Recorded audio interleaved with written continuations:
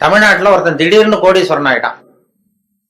கோடீஸ்வரன் அது எப்படி அவனுக்கு பணம் சேர்ந்தது, அதை போய் விசாரிச்சுட்டு வா அப்படின்னு 2 பேர் டெல்லியிலேருந்து அதிகாரிகள் அனுப்பிச்சிட்டாங்க. 2 பேர் வந்திருக்கான், அமலாக்க பிரிவு அதிகாரிகள். வந்து இவனை பிடிச்சி, டே நாங்கள் டெல்லியிலேருந்து வந்திருக்கோம், நீ எப்படி பணம் சேர்த்த, எப்படி கோடீஸ்வரன், நேற்று வரைக்கும் நீ சாதாரண ஆளாக இருந்த, திடீர்னு எப்படி பணம் சேர்த்த, அது சொல்லுன்னா அவன் சிரிச்சிருக்கான். இதுக்காகவாது சார் டெல்லியிலேருந்து மெனக்கிட்டு வந்தீங்க? நான் ஒன்றும் தப்பான வழியில் பணம் சேர்க்கல சார், நான் வந்து சரியான வழியில் தான் சேர்த்தேன். பந்தயம் கட்டியே பணக்காரன் ஆகிட்டேன். நான் பந்தயம் கட்டி எப்படிடா பணம் சேர்க்க முடியும் அப்படின்னா, நான் ஆகிட்டேன் சார், நீங்கள் நம்புங்க. நம்ப முடியாது அப்படின்னா உங்ககிட்டயே ஒரு பந்தயம் கட்டி காட்டவான்றான். விசாரிக்க வந்தவங்ககிட்ட என்னடா பந்தயம் ஆனால், இதை பாருங்க, இது என் கண்ணு, இது என் பல்லு, என் கண்ணை என் பல்லாலேயே கடிக்கிறேன், எவ்வளவு பந்தயம்ன்றான். 100 ரூபாய் எடுத்து வச்சானா விசாரிக்க, 100 ரூபாய் இதை ப்ரூவ் பண்றான் அப்படின்னு. அப்படியே ஒரு கண்ணை எடுத்துட்டான், அது பளிங்கு கண்ணு, ஏற்கனவே பளிங்கு கண்ணை வச்சிருக்கான், அதை எடுத்து கடிச்சுட்டான். வந்தவன் 100 ரூபாய் விட்டுட்டு நிற்கிறான். விசாரிக்க வந்தவன் உடனே கூட வந்தவனுக்கு கோவம் வந்துட்டுது. டேய் அவன்கிட்ட என்னடா ஏமாந்துக்கிட்டு இருக்க, அவன்கிட்ட உனக்கு விசாரிக்க தெரியல, நீ விளையாடா நான் கேட்குறேன்னு சொல்லி, டே இப்படிலாம் பண்ணக்கூடாதா, நாங்கள் டெல்லியிலேருந்து மெனக்கிட்டு இதுக்காக வந்திருக்கோம், எப்படிடா பணம் சேர்த்த என்கிட்டயாவது சொல்லு அப்படிங்க. நீங்கள் அவரை விட கொஞ்சம் புத்திசாலியாக தெரியுது சார், அதனால் நீங்களாவது நம்புங்க, நான் பந்தயம் கட்டி தான் பணம் சேர்த்தேன்றான். நம்ப முடியாதுன்றான். அப்படின்னா உங்ககிட்ட இன்னொரு பந்தயம் கட்ட வேண்டாம்ப்பா, என்ன என் ஆளை தான் ஏமாத்திவிட்டியே. இல்லை சார், அவர் வந்து கண்ணு பளிங்கு கண்ணு, அதனால தெரியாது, இந்த கண்ணு பளிங்கு கண்ணுங்கிறது தெரியாது, அதனால ஏமாந்துட்டார். நான் இப்போ உங்ககிட்ட கட்டுறது நெஜங்கண்ணு, இது வந்து நெஜங்கண்ணு, பளிங்கு கண்ணு கிடையாது, இதை கடிக்க முடியும் அப்படின்றான். அவன் ஒரு 100 ரூபாய் எடுத்து வச்சான்.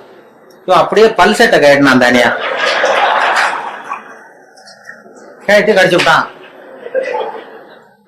அதையும் விட்டுட்டு 2 பேரும் அப்படியே அலண்டு போயிட்டாங்க. விசாரிக்க வந்தவன் வந்து, நீ மேற்கொண்டு அவன்கிட்ட பேச பேச நம்ம பணம் தான் போய்கிட்டு இருக்க, அவன்கிட்ட நாம வந்து அவன் பணம் எப்படி சேர்த்தான்னு கண்டுபிடிக்கிறதுக்கு வந்திருக்கோம், நாம வந்து அவனை இன்னும் கோடீஸ்வரன் ஆக்கிட்டு இருக்கோம். இதுக்காகவா மெனக்கிட்டு டெல்லியில இருந்து நம்மளை அனுப்புனாங்க? இது சரியா வராதுடா, இனிமே அவன்கிட்ட பேச்சு கொடுக்காத, ஒதுங்கி வந்து டெல்லிக்கு போறதுக்கு டிக்கெட்டுக்கு பணம் இருக்கா பாடுறா அப்படின்றான். எண்ணி பார்த்து சரியா இருக்கு, கரெக்டா இருக்கு, இன்னும் ஒரு பந்தயம் கட்டினோம்னா போச்சு, சரியா போகும், அதனால இப்ப இருக்கிறது சரியா இருக்குன்றான். அப்படின்னா அவன்கிட்ட மேற்கொண்டு விசாரிக்காத, நம்ம போய் நம்ம தலைவர்கிட்ட சொல்லிடுவோம், டெல்லிக்குன்னு நாங்கள் போயிட்டு வரோம் சார், ரொம்ப தேங்க்ஸ், நீங்கள் அப்படியே இருங்க சார், சௌக்கியமா இருங்கன்னு சொல்லிட்டு, ஏன் சார் கொஞ்சம் இருந்து சாப்பிட்டு போங்களேன்றான். அதெல்லாம் வேணாம் சார், நீங்கள் மறுபடியும் ஏதாவது பேச்சு வரும், மறுபடியும் பந்தயம் கட்டுவீங்க, நாங்கள் போயிட்டு வரோம், நாங்கள் பார்த்துக்குறோம் சார், நீங்கள் போயிட்டு வாங்கன்னு ரொம்ப மரியாதையாக அவனை விட்டுட்டு போயிட்டாங்க. 2 பேரும் போய் டெல்லியில் இந்தியாவுக்கே தலைமை அதிகாரி அவர்கிட்ட போய் சொல்லிட்டான், சார் அவன் தமிழ்நாட்டுக்கு போனோம், தமிழ்நாட்டில் போய் அவன் எப்படி பணம் சேர்த்தானா பந்தயம் கட்டியே பணம் சேர்த்தேன்னு சாதிக்கிறான் சார், அது மட்டும் இல்லை எங்ககிட்ட ஒரு 200 ரூபாய் பிடிங்கிட்டு விட்டான் சார். ஆனால் அவருக்கு கோவம் வந்துட்டு தான், எத்தனை பேரா இருக்கீங்க இந்த இந்தியாவெல்லாம், நீங்கள்லாம் ஒரு பெரிய அதிகாரியா, ஜூனியர் ஆஃபீஸர்ஸ் எத்தனை பேர் இருக்கீங்க இந்தியா பூரா விசாரிக்கிறதுக்கு, நம்ம ஆஃபீஸ்லன்னா 30 பேர் இருக்கோம் சார், ஆனால் 30 பேரையும் இங்கே கூப்பிடு, உங்களுக்கு ட்ரைனிங் கொடுக்கணும், உங்களுக்கு அனுபவம் பத்தாது, நான் இந்தியாவுக்கே தலைமை அதிகாரி, அனுபவம் ஜாஸ்தி, உன்ன மாதிரி இருக்கிற 30 பேர் இங்கே கூப்பிட்டு ஹாலில் உட்கார வை, ஜூனியர் ஆஃபீஸர்ஸ், நான் வந்து ட்ரைனிங் கொடுக்கணும், உங்களுக்கு பயிற்சி பத்தாது, ஒரு ஆள் போய் தமிழ்நாட்டில் அந்த ஆளை கூப்பிட்டு வாங்க, இங்கே அவனையே கூப்பிட்டு வாங்க, இந்த கோடீஸ்வரனை வர்ற வரைக்கும் அவன்கிட்ட பேச்சு கொடுக்காதீங்க, ஏதாவது வர்ற வழியிலே பந்தயம் கட்டுவான், ஏதாவது சைகையிலேயே கூப்பிட்டு வந்துருங்கன்னு ஒருத்தர் அனுப்பிச்சார். ஒருத்தன் வந்து மெதுவாக ரொம்ப சாமர்த்தியமா அவன்கிட்ட எது கேட்டாலும், இல்லை சார் எல்லாம் அங்கே போய் பேசிக்கலாம் வாங்க, எதுக்கு சார் கூப்பிட்டு போறீங்கன்னா, அதெல்லாம் அங்கே போய் பேசிக்கலாம் சார், நீங்கள் ஒன்றும் வாங்கன்னு மெதுவாக பேச்சு கொடுக்காம கொண்டு போய் டெல்லியில் இது மாதிரி மேடையில் நிறுத்தி அந்த பெரிய இந்தியாவுக்கே தலைமை அதிகாரி உட்காந்துருக்கார். இவன் நிற்கிறான், இந்த 30 பேர் ஜூனியர் ஆஃபீஸர்ஸ் உட்காந்துருக்காங்க, அவங்களுக்கு ட்ரைனிங் கொடுக்குறாரு அவர். இந்த பாருப்பா, நான் வந்து இந்தியாவுக்கே தலைமை அதிகாரி, நான் நினைச்சேன்னா உன் தண்டனையை குறைக்க முடியும், உனக்கு வந்து உன்னை அப்ரூவராக கூட மாத்திடுவேன், அந்த அதிகாரம்லாம் என்கிட்ட இருக்கு, அதனால என்கிட்ட சொல்லிடு எப்படி பணம் சேர்த்தேன் அப்படின்னா. சார் நீங்கள் வந்து இந்தியாவுக்கே தலைமை அதிகாரி, உங்களுக்கு அனுபவமும் ஜாஸ்திங்கிறத நான் புரிஞ்சுக்கிட்டேன், வயசும் ஜாஸ்தி, அதனால நீங்களாவது நம்புங்க சார், நான் பந்தயம் கட்டி தான் பணம் சேர்த்தேன். அங்கேயும் நம்ப முடியாதுரா அப்படின்னா உங்ககிட்ட ஒரு பந்தயம் கட்டிட்டோமான்றான். நான் இந்தியாவுக்கே தலைமை அதிகாரா அப்படின்னா, இருக்கட்டும் சார், நான் ப்ரூவ் பண்ண வேண்டாமா உங்களுக்கு?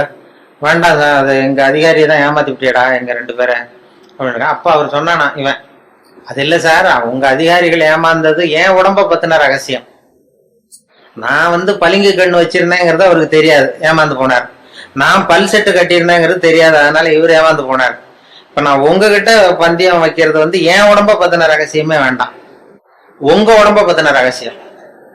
இவரு அசந்தார், என் உடம்புல என்னடா ரகசியம்னாரு.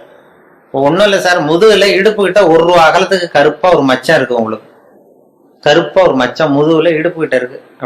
அவருக்கு இல்லைன்னு நல்லா தெரியும், அதனால சுத்தமா இல்லடா சார், நேத்து வரைக்கும் இல்லை சார், இந்த நிமிஷம் இருக்கு அப்படின்றான்.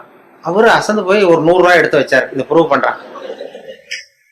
இவனும் ஒரு 100 ரூபாய் எடுத்து வச்சுட்டு சட்டையை கேட்டுங்க சார் கேட்டி காட்டுறாரு, மச்சம் இல்லை.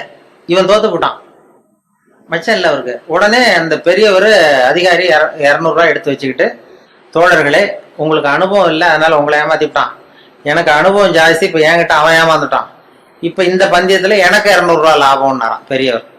அப்ப இவன் இங்கேருந்து போனோம், இவன் மெதுவாக ஆரம்பிச்சிருக்கான். சார் ஐயா நீங்க சொல்றது சரி, ஒரு 200 ரூபாய் இந்த பந்தயத்துல உங்களுக்கு லாபம் தான், ஆனா இதே பந்தயத்துல எனக்கு 2900 ரூபாய் லாபம் சார்ன்றான்.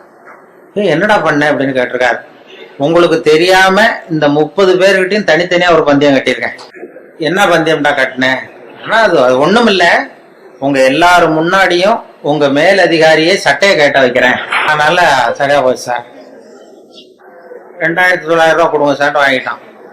அவரு அசந்து போய் சாரை கொண்டு போய் பக்கத்து ரூம்ல யாராவது விட்டுட்டு வாங்க, அவர்கிட்ட இனிமே யாரும் பேசாதீங்க சார், மரியாதையை அவரை நடத்துங்கன்னு சொல்லி கொண்டு உட்கார வச்சுட்டு, அதுக்கப்புறம் பார்த்து தோழர்களே உங்களுக்கு நான் சொல்ல விரும்புறது என்னன்னா, இனிமே யாரும் தமிழ்நாட்டு பக்கம் விசாரிக்க போகாதீங்க, நீங்க போனா மத்திய பிரதேசம் உத்தரப்பிரதேசம் அப்படி எங்கேயாவது போங்க, தமிழ்நாட்டுக்கு போகாதீங்க அப்படின்னு விட்டாராம்.